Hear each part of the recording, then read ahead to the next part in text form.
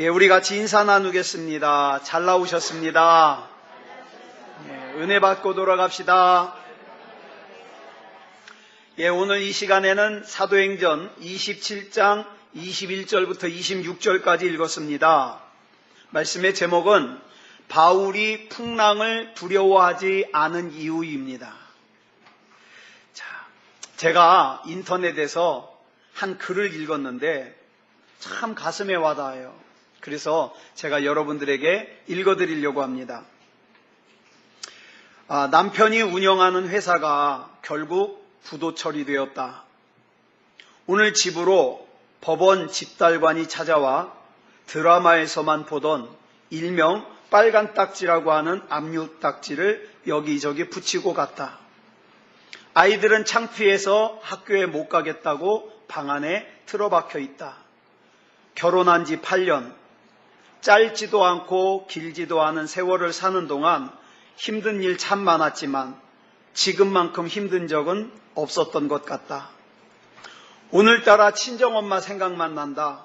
그래서 무조건 부산에 있는 친정으로 찾아갔다. 집 안으로 들어서자마자 엄마 나 너무 힘들어 라고 하면서 주저앉아 울었다.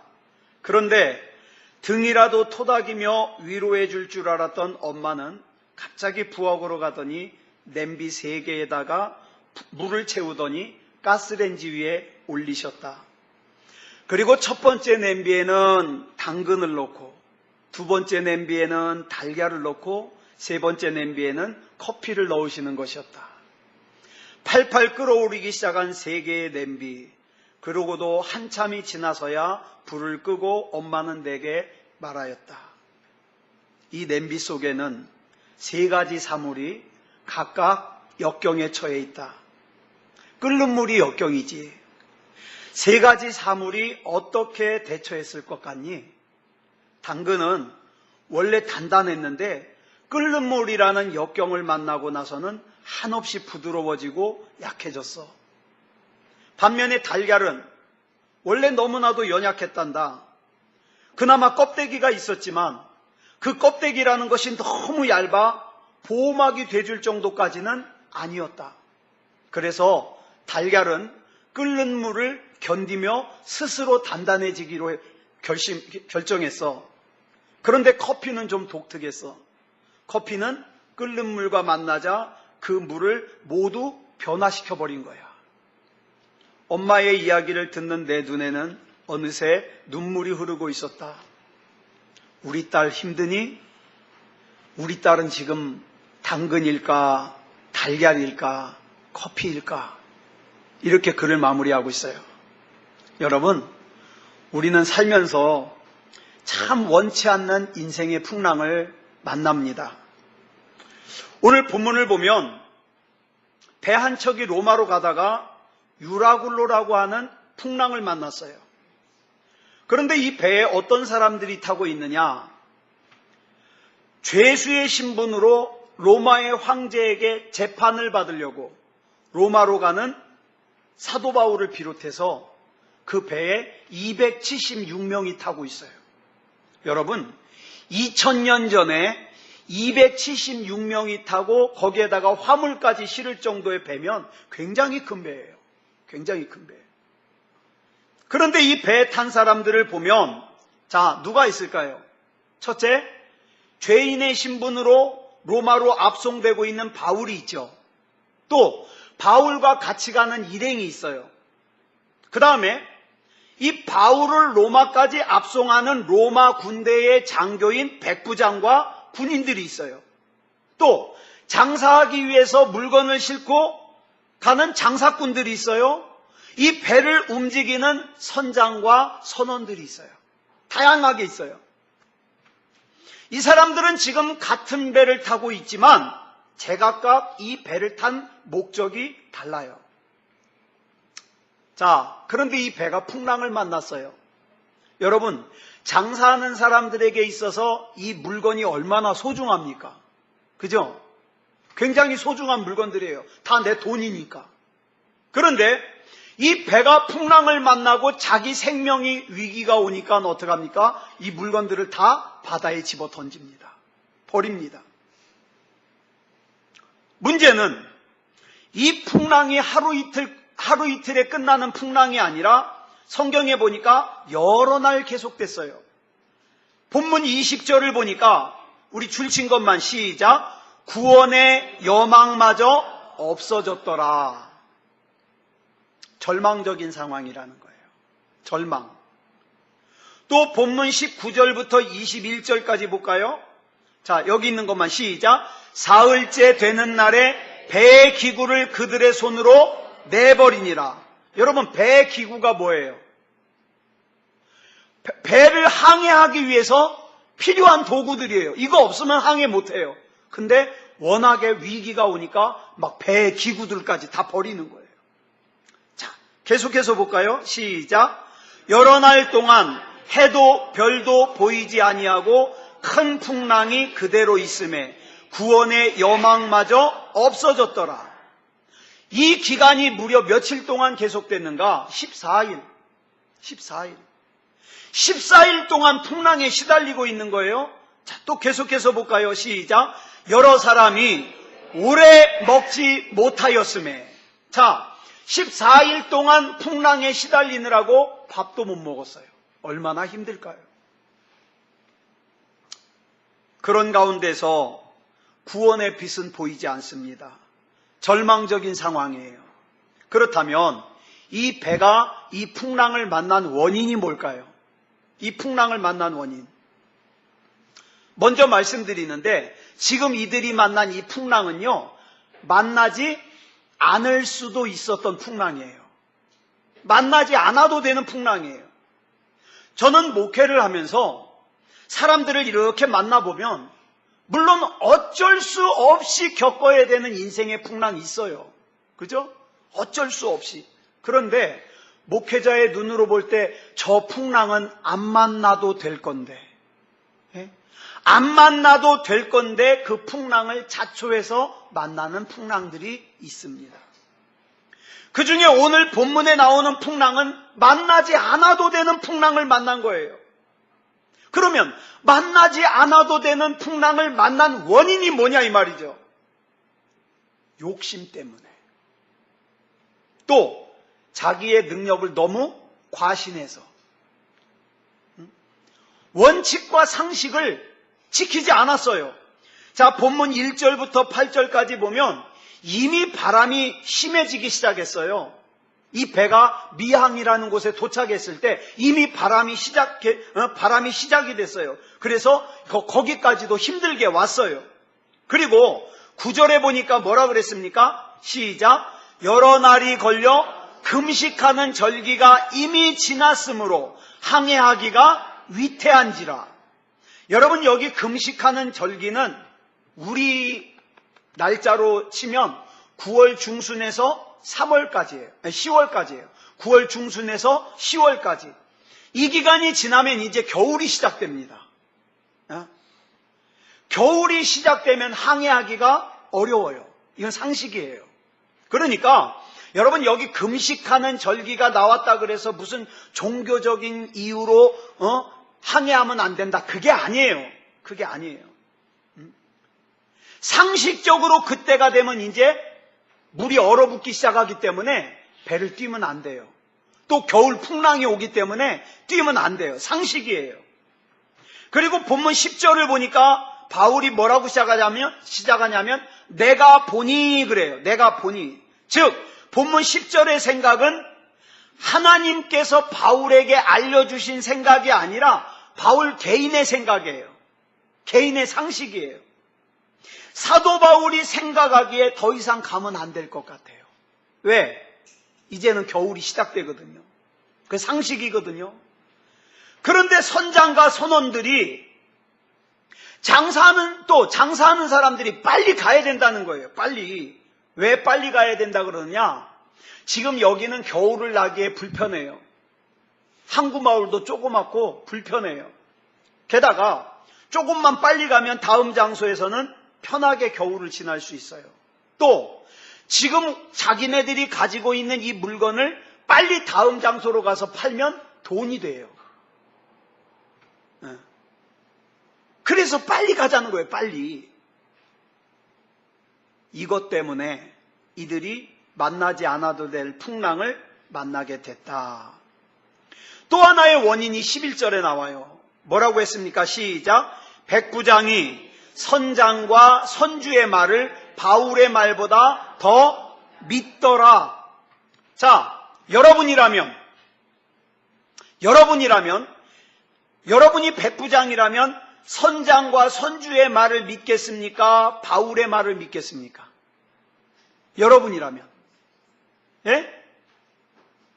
저는요, 100% 선장과 선주 말을 믿어요. 왜? 이들이 전문가니까. 저도 선장과 선주의 말을 믿어요. 이들은 항해 경험과 능력이 많은 사람들이에요. 반면에 바울은 머리로만 아는 사람이에요. 그죠? 상식이라는 걸 머리로만 아는 사람이에요. 그러니 당연히 선장과 선주의 말이 옳아 보입니다. 자, 본문 13절 볼까요? 시작. 남풍이 순하게 불매 그들이 뜻을 이룬 줄 알고 닻을 감아 그레데 해변을 끼고 항해하더니. 자, 항해의 경험과 능력이 많은 선장과 선주의 말대로 출발을 했더니 어때요? 남풍이 불어서 배가 잘 나갑니다. 잘 나가요. 자, 이때 배에 탄 사람들이 얼마나 바울에게 눈치를 줬을까요? 이거 보라고. 이렇게 잘 갈 수 있는데 쥐뿔도 모르면서 아는 척하기는. 그죠? 분명히 눈치 줬을 거예요. 왜 세상의 사람들이 자기 소견에 옳은 대로 살아가느냐? 주일은 예배를 드리는 날이라는 걸 알면서도 왜 예배를 무시하느냐? 왜 하나님 앞에 기도하고 하나님 앞에 맡기기보다는 자기의 능력을 의지하고 자기를 도와줄 사람을 찾아다니느냐? 지금 당장에는 내 생각대로 하는 것이 옳아 보여요. 지금 당장에는 예배를 드리는 것보다 사람을 만나고 자기 생각대로 하는 것이 더 이익이 있어 보여요. 그러니까 가는 거예요. 그러니까 그렇게 사는 거예요. 요나가 하나님께서 니느웨로 가라고 하시는 말씀을 거역하고 도망을 치려고 요빠라는 항구에 딱 갔는데, 저는 이 성경 말씀이 기가 막혀요. 말씀이 뭐라고 말씀하고 있느냐? 마침 요나가 하나님의 말씀을 거역하고 도망가려고 하는 그때 마침 하나님이 가라고 하는 니느웨의 반대 방향으로 가는 다시스로 가는 배가 마침 그 항구에 있더라. 그러니까 요나는 자기 생각대로 하면 잘 될 것 같아요. 그래서 다시스로 가는 배를 탔어요. 요나는 처음에 자기 생각이 옳은 줄 알았고 자기 생각대로 되는 줄 알았어요. 근데 저와 여러분은 압니다. 그 길이 어디로 가는 길이에요? 풍랑을 만나러 가는 길이에요. 그 길이 어디로 가는 길이에요? 큰 물고기 뱃속으로 던져지는 길이에요. 그렇기 때문에 지금 당장에는 미련해 보여도 하나님의 말씀을 들어야만 되는 거예요. 하나님의 말씀. 본문 13절을 보면은 처음에는 남풍이 순하게 불었어요. 자기네들이 뜻이 이룬 줄 알고 좋아했다 그랬어요. 그런데 본문 14절로 15절을 보니까 뭐라 그랬습니까? 시작. 얼마 안 돼요. 섬 가운데로부터 유라굴로라는 광풍이 크게 일어나니 배가 밀려 바람을 맞추어 갈 수가 없어 가는 대로 두고 쫓겨가다가. 사람이 참 어리석어요. 어떻게 어리석냐? 자기 인생대로 될 줄 알아요. 자기 생각대로 될 줄 알아요. 그래서 자기 마음대로 사는 대로 될 줄 알아요. 살다 보면 인생이 자기 마음대로 되지 않는다는 것을 깨닫습니다. 깨달아요.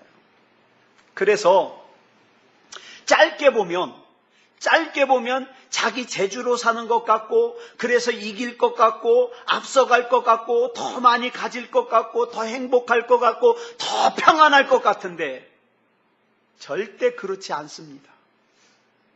특히나 이제 40대 지나고 50대 지나고 60대 지나시는 분들은 공감하실 거예요. 내 인생이 내 맘대로 안 되더라. 그죠? 내 맘대로 안 되더라. 그럼에도 불구하고 어리석은 사람은 자기 생각대로 자기 인생을 어떻게 해보겠다고 하나님을 등지고 하나님이 미워하시는 길을 가고 하나님이 거절하시는 길을 가다가 인생을 더 낭비하고 난 뒤에 바꿀 수 없는, 돌이킬 수 없는 그런 상황이 되고 나서야 또 그때라도 돌아오면 감사해요. 돌아오지 못하고 인생을 정리하는 사람들이 많더라.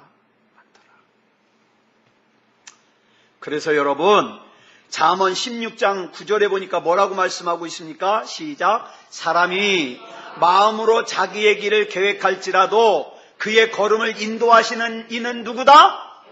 여호와이시다. 믿습니까? 아멘. 그러면 여호와께 맡기세요. 맡기세요. 지금 당장 내 눈에 보이지 않아도, 내 손에 잡히지 않아도, 내 귀에 들리지 않아도 내가 믿는 하나님은 살아계신 하나님이시고 그 하나님이 나를 사랑하심을 믿기 때문에 나는 하나님을 신뢰합니다. 사람들이 볼 때에 미련해 보여도 끝까지 그 길 가면 하나님이 책임지십니다. 책임지셔요. 여러분, 지금 바다에 떠 있는 배가 지금 당장 아무 일이 없다고 아무 일이 없는 게 아니에요. 예. 요나가 탄 배는 풍랑을 향하여 갔어요. 베드로를 비롯하여서 276명이 타고 있는 이 배는 유라굴로라고 하는 풍랑을 향하여 갔어요. 우리가 살면서 나는 하나님이 아니어도 돼, 나는 은혜가 아니어도 돼, 나는 말씀이 아니어도 돼, 나는 예배 안 드려도 돼, 내가 힘이 있으니까, 내가 돈 벌 능력이 있으니까, 내가 움직일 능력이 있으니까, 나는 우리 가족이 있으니까. 기억하십시오. 그 길이 끝까지 아무 일도 없는 길이 아니라 이 말입니다. 아니라.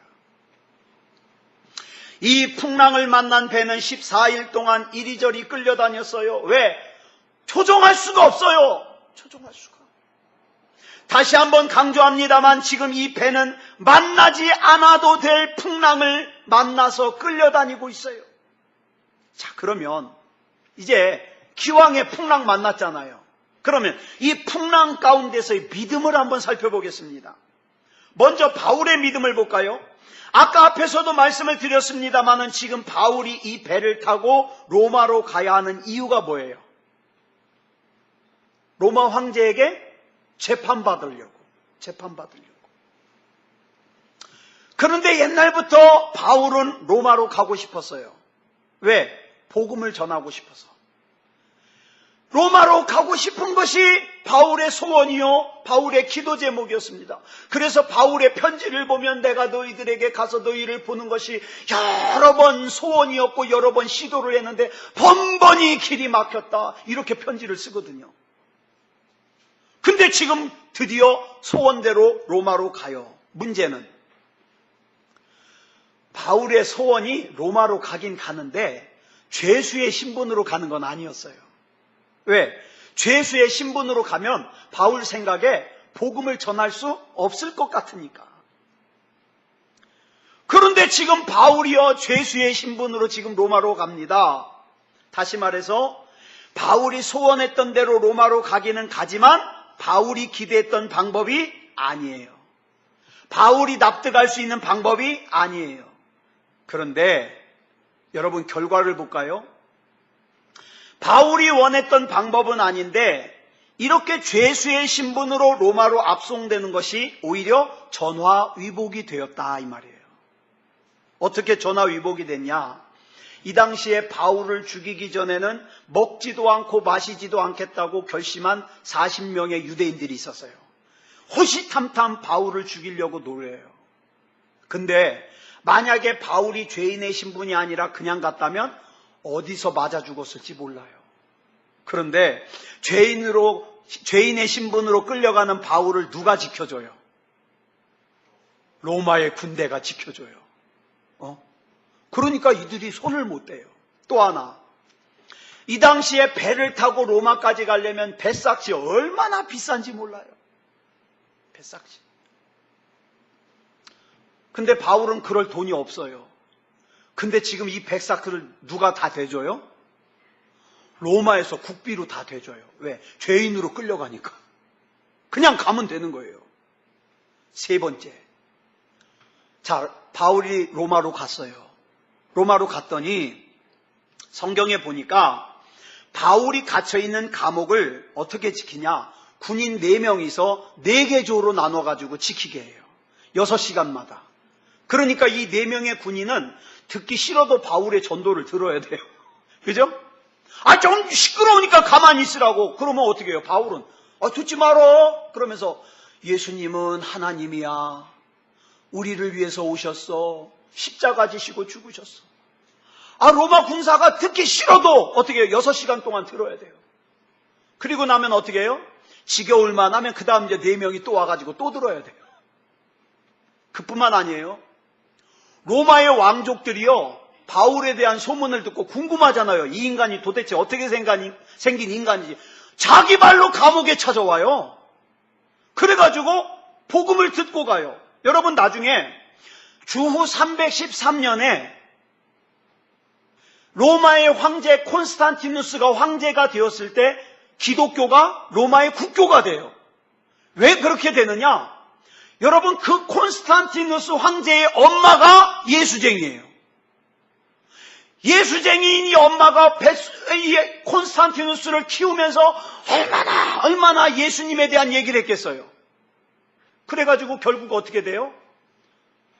이제 거기 우여곡절이 있어요. 콘스탄티누스가 이제 막 전쟁을 하러 가야 되는데 이 전쟁은 이길 수 없는 전쟁이에요. 그런데 엄마가 밤에 잠을 자다가 꿈을 꾸게 됐는데 하나님의 메시지를 받은 거예요. 방패에다가 다 십자가를 그리고 가라고. 그래가지고 막 십자가 그리고 가서 그 전쟁에 대승을 거둬요. 그래가지고 돌아온 콘스탄티누스 황제가 기독교를 국교화하는 거예요. 자, 그 시작이 뭘까요?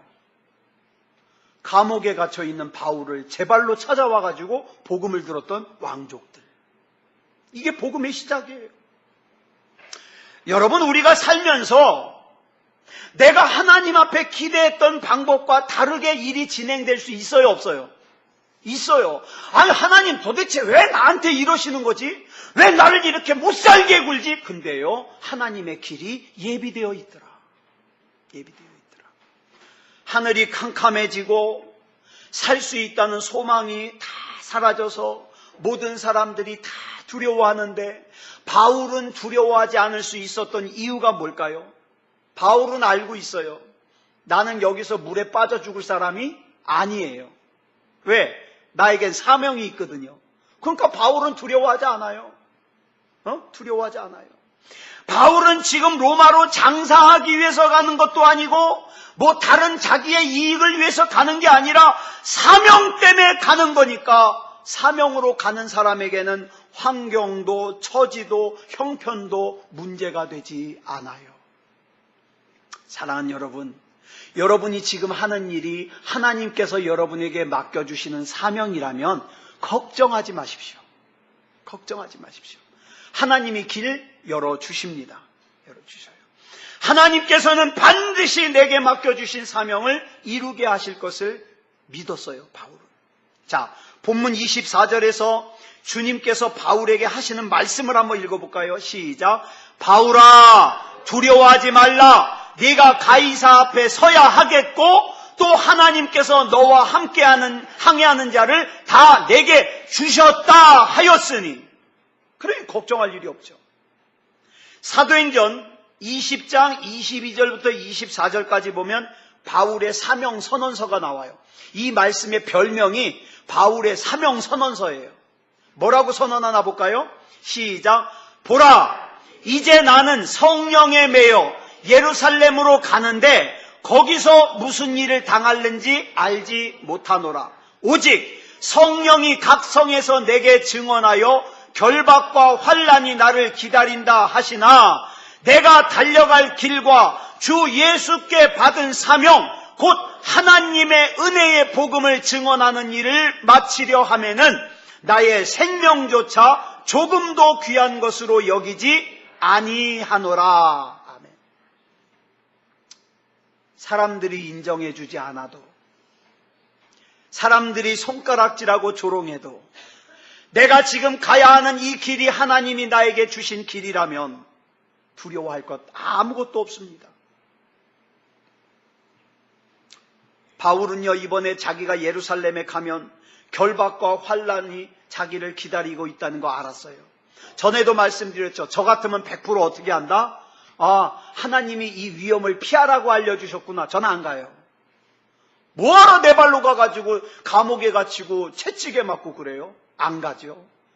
그런데 바울은 뭐라 그랬다고요?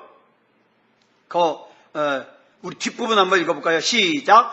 내가 달려갈 길과 주 예수께 받은 사명, 곧 하나님의 은혜의 복음을 증언하는 일을 마치려 하면은 나의 생명조차 조금도 귀한 것으로 여기지 아니하노라.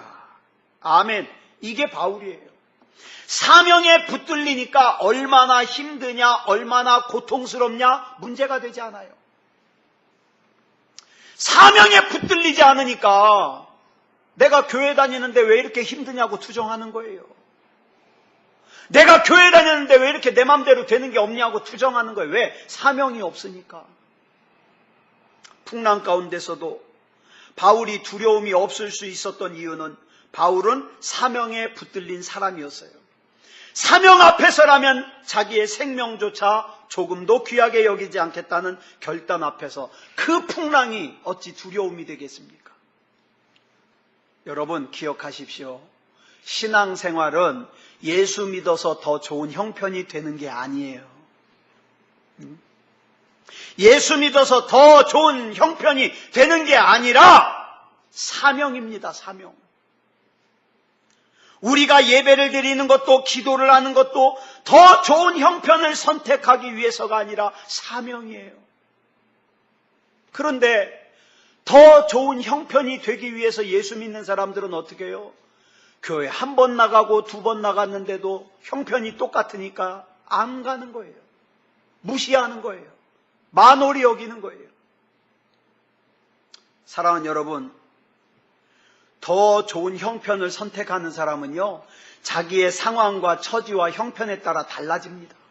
달라져요.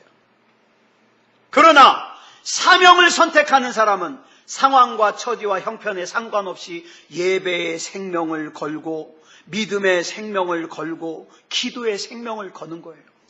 사람들이 미련하게 볼지라도. 자, 그 다음 바울이 풍랑 가운데서 두려워하지 않을 수 있었던 또 하나의 이유는 말씀대로 되리라는 믿음이 있었기 때문이에요. 말씀대로 될 것이다. 자, 본문 25절 볼까요? 시작. 그러므로 여러분이여 안심하라. 나는 내게 말씀하신 그대로 되리라고 하나님을 믿노라. 바울은 언제나 하나님의 말씀이 기준이었어요. 히브리서 11장 8절을 보면 갈대아 우르에서 나온 아브라함이 갈 바를 알지 못했지만 하나님의 말씀을 따라갔어요.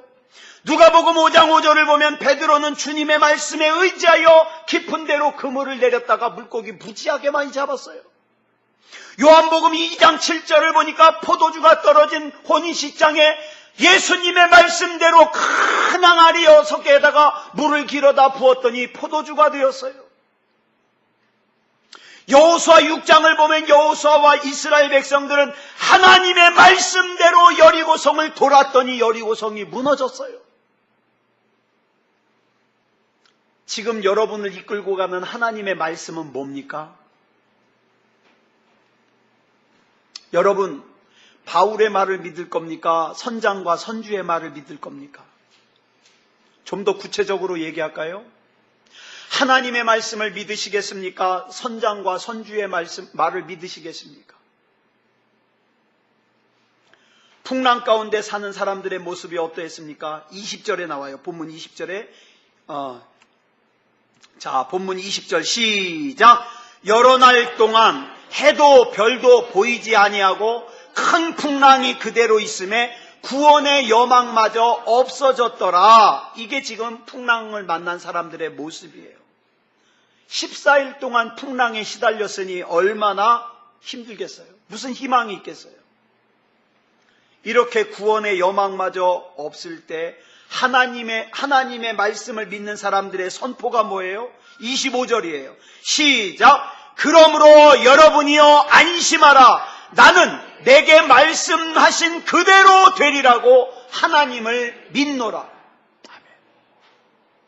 중요한 시험을 앞두고도 나는 하나님이 내게 주신 말씀을 믿노라. 중요한 미팅을 앞두고도 나는 하나님이 내게 주신 말씀을 믿노라. 세상 사람들이 다 무서워 떨어도 하나님의 말씀을 붙들고 담대할 수 있는 것이 그리스도인입니다. 악한 마귀가 얼마나 간교한지 아세요? 저와 여러분이 중요한 때를 마귀는 기가 막히게 귀신같이 합니다. 그래서 어떻게 해요? 가장 중요한 때, 가장 신앙적이어야 될 때, 가장 믿음다운 믿음이어야 될 때, 가장 기도를 필요로 할 때 마음을 꺾어 놓아서 예배를 안 드리게 만들고 기도를 못하게 만들고 하나님 앞에 믿음다운 믿음이지 못하게 만들어요. 왜? 마귀는 일어서지 못하게 하려고 그래요. 여러분, 내가 예배를 드리러 가려고 그럴 때 귀차니즘이 확 몰려오잖아요. 그 이미 마귀가 장악하고 있는 거예요. 왜? 내가 이 예배를 드리면, 내가 이 기도를 하면 내 인생이 달라지거든요. 그래서 우리 믿음의 선배들이 하나님 앞에 눈에 보이지 않고 귀에 들리지 않고 손에 잡히지 않아도 하나님 앞에 믿음으로 기도하면서 이렇게 간증했잖아요. 우리 한번 같이 찬양해 볼까요? 그 두려움이 변하여 내 기도 되었고 전날의 한숨 변하여 내 노래 되었네. 주님을 찬송하면서 할렐루야 할렐루야 내 앞길 멀고 험해도 나 주님만 따라가리. 사랑하는 여러분, 내 두려움이 변하여 기도가 되게 하시는 하나님을 신뢰하시기 바랍니다. 내 한숨이 변하여 찬송이 되게 하시는 하나님을 신뢰하시기 바랍니다. 가능성을 의지하지 말고 하나님의 약속의 말씀을 붙들고 나아가시기 바랍니다. 이게 믿음입니다. 마지막으로 바울이 풍랑 가운데서도 두려워하지 않을 수 있었던 또 하나의 이유는 뭐냐면 끝까지 하나님을 신뢰하는 믿음이 있었기 때문에 그래요. 여러분 자꾸 움직이지 마세요. 오늘은 굉장히 믿음이 좋았다가 내일은 주저앉고 그러지 마세요. 유라굴로라고 하는 광풍에 시달린 지 14일이 되었다고 그랬어요. 그래서 다른 사람들은 구원의 여망이 사라졌다고 낙심하고 있을 때 바울은 주님께서 말씀하신 그대로 되리라고 하나님을 믿었습니다. 여러분, 여러분의 인생에 대한 어떤 믿음을 가지고 계십니까? 여러분의 가정을 향한 어떤 믿음을 가지고 계십니까? 우리 교회를 향한 어떤 믿음을 가지고 계십니까? 저는 하나님이 책임지심을 믿습니다. 지난 주간에 저희 집 아이가 아주 고생을 엄청나게 마음고생을 했어요.